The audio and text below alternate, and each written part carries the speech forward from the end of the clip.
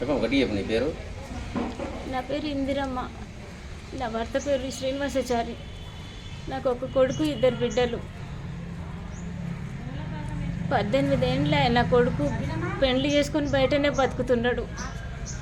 నా భర్త చనిపోయిన తర్వాత నేను 2 పిల్లల పెళ్లిళ్ళు నేనే చేసినాను. వాడు బాధ్యతలు ఏం పట్టించుకోలేదు.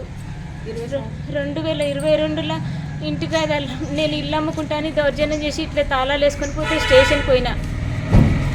ఎస్ఐ సార్ గట్టి వార్నింగ్ ఇచ్చిండు, బెదిరించిండు. నీకు భర్త ఆస్తి ఆమెకే ఉంటుంది హక్కు, నువ్వు అడిగే హక్కు లేదు అని గట్టి వార్నింగ్ ఇచ్చి పెట్టి కేసులు అక్కడ పెట్టి పంపిస్తే అప్పుడు పోయి మళ్ళా సంవత్సరంన్నర తర్వాత పోయిన సంవత్సరం 2024 ఆగస్టు 10 తారీఖుని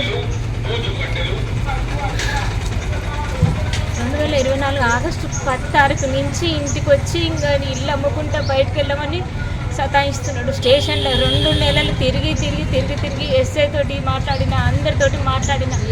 2 సార్లు ఇంటికి తాళాలు వేసిపోతే ఒకసారి ఎస్ఐ సార్ తాళం కొట్టించిండు. అప్పుడు ఇంట్లోకి వచ్చిన మళ్ళీ 4 రోజులకి మళ్ళీ తాళం వేసుకొని పోతే డిఎస్పీ దగ్గరికి పోయినా ఆ సార్ తాళం చేతులు ఇప్పించిండు. మళ్ళీ సెప్టెంబర్ 23 నాడు మళ్ళీ ఇంటి మీదకి వచ్చి గొడవ చేస్తే మా ఇట్లా గల్లీలో అందరూ కలిసి వచ్చి మాట్లాడినరు.